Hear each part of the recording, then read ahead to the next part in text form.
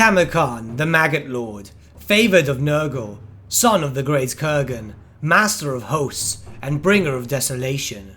He is one of the Plague Father's greatest champions, loyal and devoted to his patron god. For years, his name has been whispered throughout the vast reaches of the Warhammer world, with tales of great and horrible feats, a brutal warrior who seeks for the Plague Father to take his rightful place as the head of the Chaos Gods.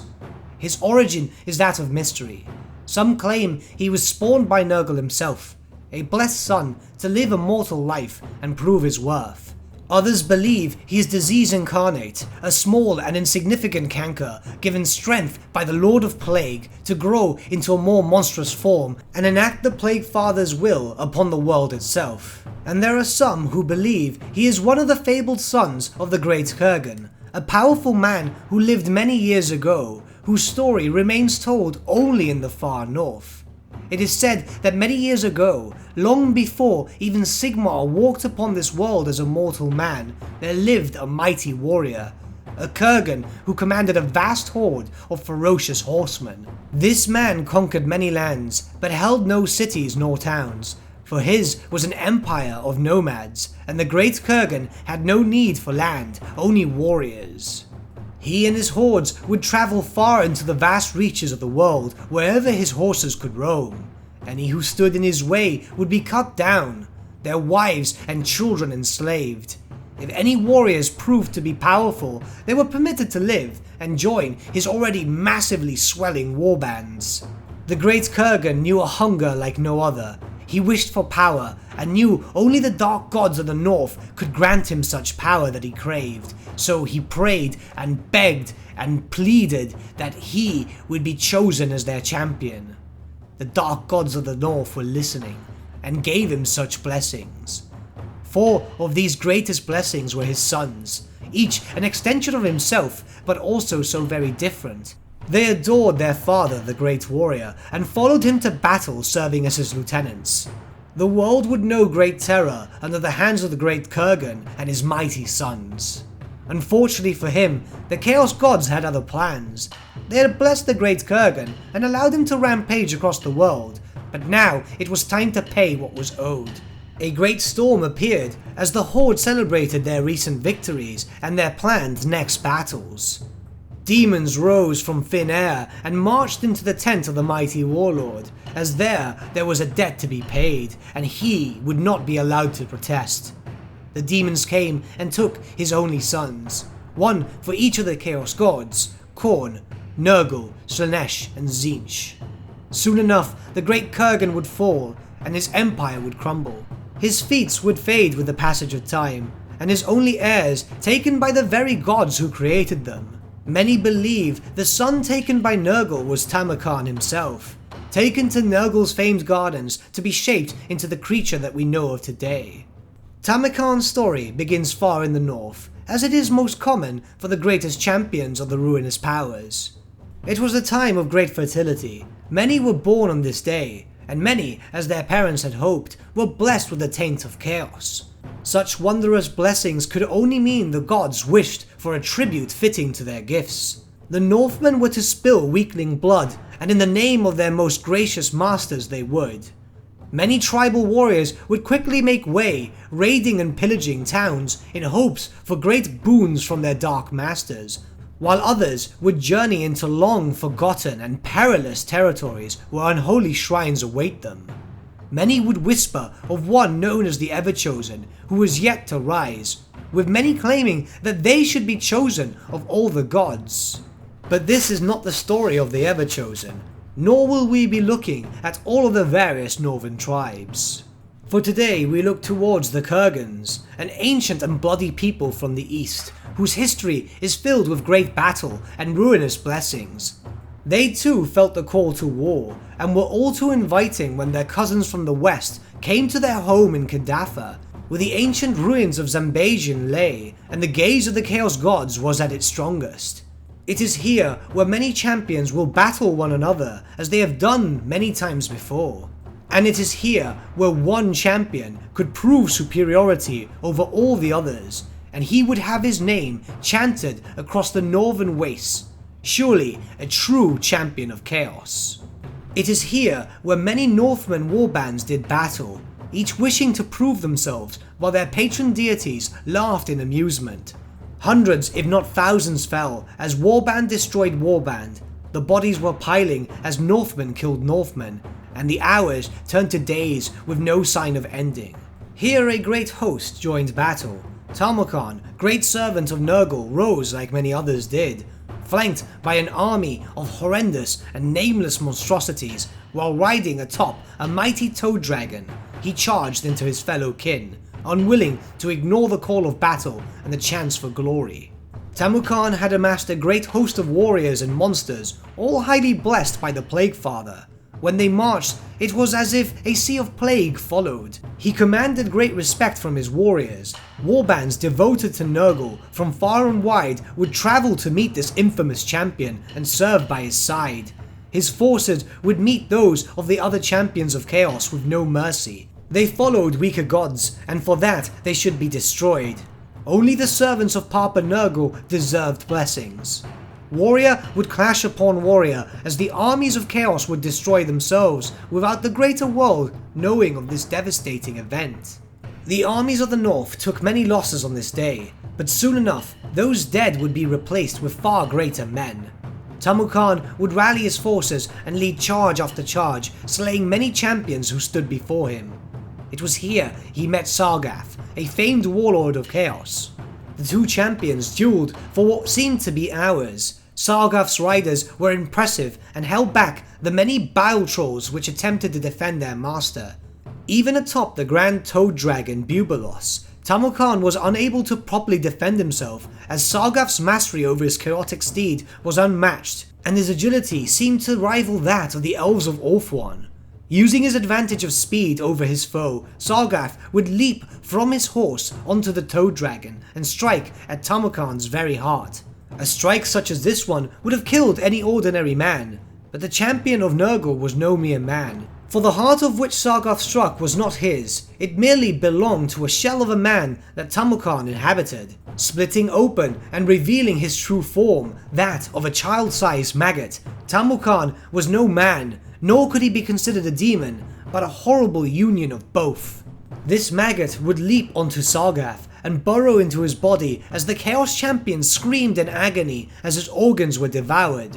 Soon enough, Sargath was dead, his body transformed by the corrupting nature of the champion of Nergal, and to be used as a new vessel, as Tamurkhan used his new body to once again mount Bubalos and ride into battle. The sight of this event made many of the Chaos Warriors break into a panic. They have seen many horrors, yes, but none such as that. Those who remained were no trouble to Nergal's champions. Should his husk be broken, he would simply attain a new one. None would deny the Maggot Lord.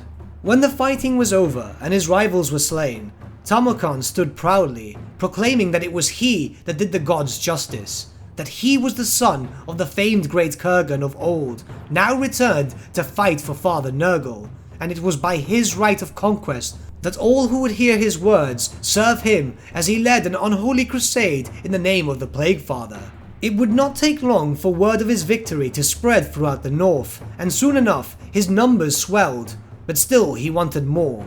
More warriors for his cause, more monsters to destroy his enemies, and more plagues to be spread. He would not allow his warriors to rest for long, for there were still many tribes not under his will. He turned his attentions to the Dolgans, a tribe of Kurgans who rode atop the famed war mammoths of the north. Such beasts would make a fine addition to his armies. The Dolgan were led by a treacherous man known as Sael the Faithless, a coward but still very powerful, whose control of the winds of magic had given him much influence over the Kurgan tribes. Sael was no idiot and knew soon enough that Tamurkhan would be here. Using his political mastery, he sent many to their deaths as they attempted to slow down the hordes of Nergal, but that was no use. There was no other alternative. A parley must be called. A sort of alliance would be formed. Sael would use this to keep alive, and Tamurkhan would gain his soldiers for his upcoming wars. Sael believed the champion of Nergal wished to wage war against the south, and in truth, so did the bulk of his forces. Much to everyone's surprise, the Maggot Lord wished to lead his forces north, further into the Chaos Wastes. Many believed that the favoured of Nergal wished to wage war upon the gods themselves, but they would not disobey his orders, for they feared they would become his vessels one day should they ignore his orders. Onwards they marched to the lands where the realms of chaos and the mortal world would join, where unimaginable horrors dwelt until they came across an ancient tree. This tree was known as the Gallows Tree, a place sacred to the followers of Nergal alone. All others hesitated to get too close, lest they begin to rot under the Plague Father's will.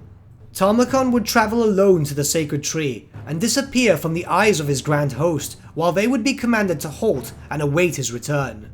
It is unknown for how long he had disappeared, or what he was truly up to, but when he did return, thunderous cheers could be heard as the very land around them warped into a fouler form. Even his vessel, the body of which was once the Soneshi champion Sargath, had been changed to fit a more pestilent form.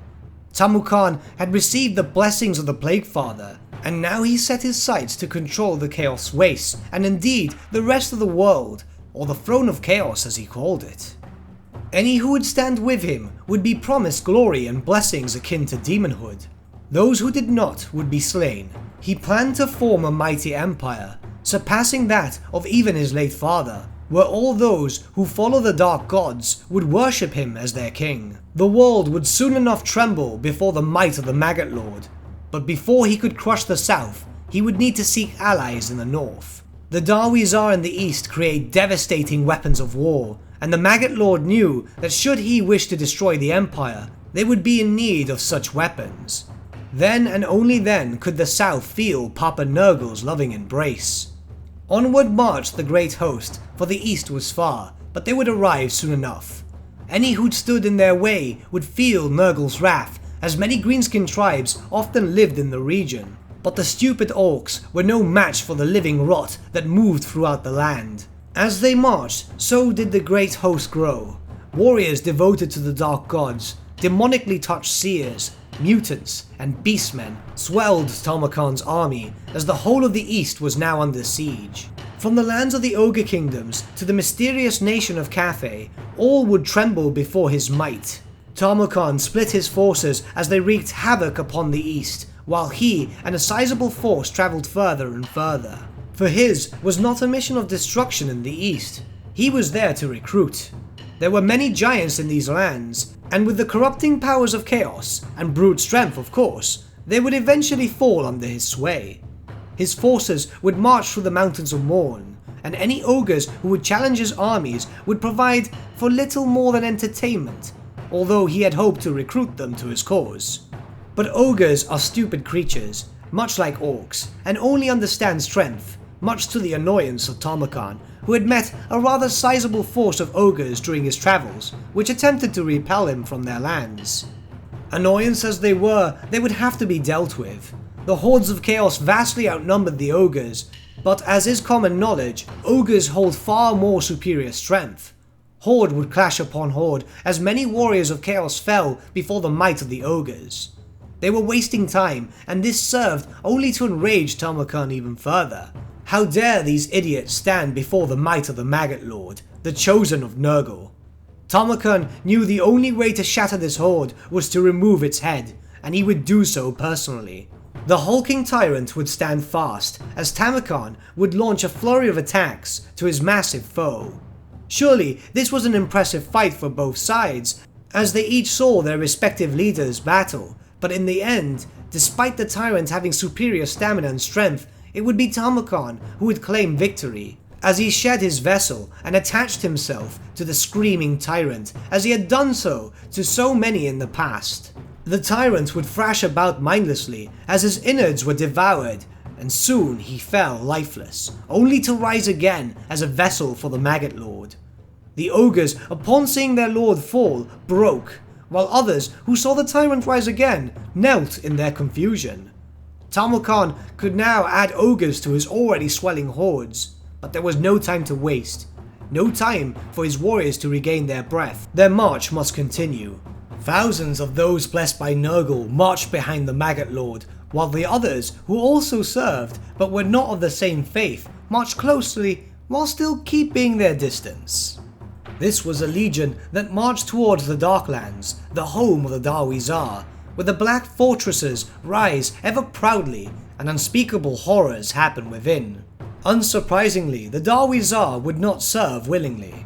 These were the children of Hashut, not Nergal, and it would take mighty strength to make them bend the knee. From a distance, many missiles came flying, tearing many warriors to pieces, but still they relented, charging into the famed dwarven gun lines in hopes of breaking them eventually.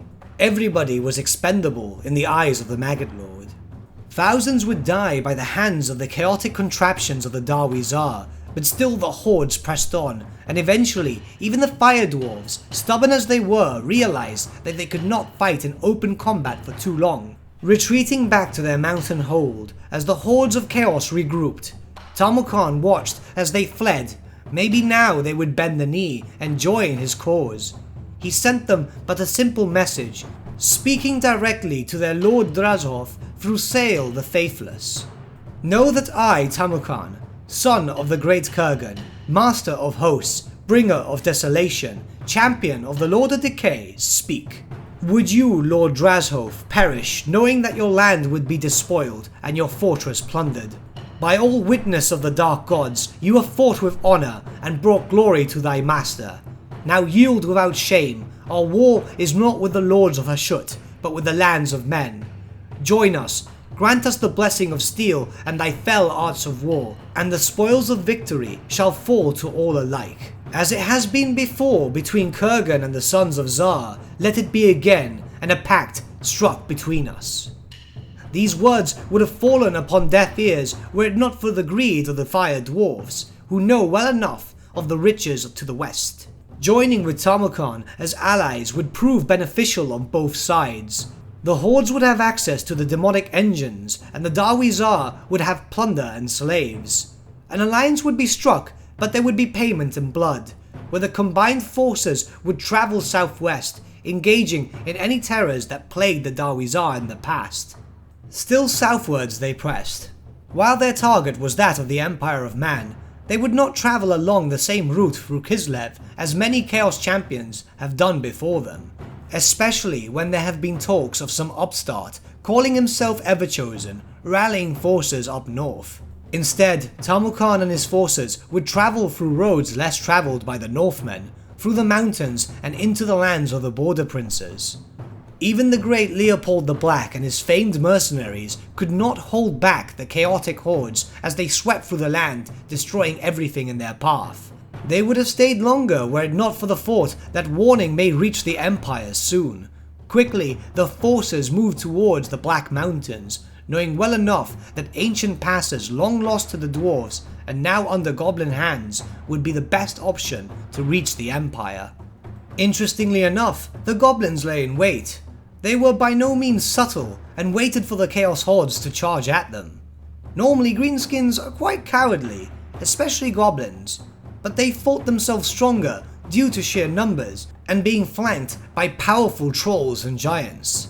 They numbered in the tens of thousands, yes, and this should have given the goblins an advantage, but they underestimated the pure might of the combined northern forces, men, mutants, beasts, demons who have seen far worse far in the north. Tamurkhan led the forward force as tooth, claw and weapon cut down goblins in the hundreds, possibly thousands, and eventually they broke and fled. No more attacks came from them. Perhaps even stupidity incarnate learned some time. Tamurkhan was losing his patience once again. The Empire was in sight, the city of Magnus the Pious so close it should be the first to fall. His forces had taken heavy losses on the journey here. Around 2/3 of his forces now lay dead. But now was not the time to look back. Now was the time to charge. Under his command, Tamurkhan's forces ravaged the lands of the Empire, moving ever closer to the city of Nuln, while burning any towns they happened to come across to the ground. The forces of chaos swept across the land like water upon a rock. Many who have heard of these happenings fled to large cities, for their homes in towns and hamlets were not safe. The Empire had not expected an attack from their south, and it would take many days until proper reinforcements could come. The Imperials held themselves upon their battlements, behind the safety of their walls, or so they thought. For the genius of the Dawi Tsar made quick work of some of the battlements, as the Maggot Lord commanded his forces to charge through the now exposed walls. Time and time again this would happen, where any fortress en route to Nuln was shattered and broken. The Maggot Lord himself was confident and rather distracted with his own personal doings instead of keeping focus on his armies. He would have found himself slain at the hands of an assassin were he not thinking quickly. Tamurkhan's body, or better said the ogre tyrant he inhabited, was now but a shadow of its former self. He had taken much damage since his journey first began, but his quest was not over yet. Papa Nergal would not allow him to fail. The chaotic forces would amass around the great city of Nuln, while the main bulk of the Imperials rode out into their own battle line. Man and beast would hold against the might of Kurgan, mutant, monster, demon and fire dwarf. Without long, battle was joined as warrior met warrior and line broke upon line. This was truly a battle for the ages, as the fate of the Empire held on the balance of a fine thread. The warriors of chaos threw themselves closer as the Imperials unleashed hailstorm of bullets at them via the might of the famed Ironsides. The battle raged on and on. Many on both sides had broken, and thousands beyond counting lay dead. But soon enough, the forces of the north broke, leaving the Maggot Lord in rage. "Nergal, take them," he would scream as he retreated, but this was far from over. Tamurkhan had truly been lost to madness now. His mortal followers had long left him, but those of the ruinous powers still heeded his call. Demons spawned around him as he led a surprise attack on the already exhausted humans. Maddened beyond salvation, the Maggot Lord lunged himself at any who would dare fight him. This would prove to be his downfall, however. While on the brink of victory, the Maggot Lord shed his now almost destroyed skin to take that of the great warrior Theodore Bruckner. Not noticing the magical item he held, which burned the Maggot Lord into oblivion as he tried to take control of his newfound vessel. The world was now free of the taint of the Maggot Lord. The warriors of chaos fled as the demons faded away back to their masters. But with that, my friends, we've come to the end of our lore video. I hope you guys enjoyed the look towards the Maggot Lord himself. I know it's been requested quite a lot. I focused more on just the story detailing him, but don't worry, we're actually going to go through the full detail of the Thrones of Chaos eventually. I just kind of want to do characters and gods and all that first before I start doing important events. But this was a long time coming, and I tell you what, I've been so enthralled writing this that I'm probably going to buy the model myself and actually paint it up. But with that, my friends, if you did enjoy the video, might I suggest giving the video a like or even subscribing to the channel, as it really does help us out. Once again, thank you so much for watching. I shall see you all again very, very soon. Have a good day.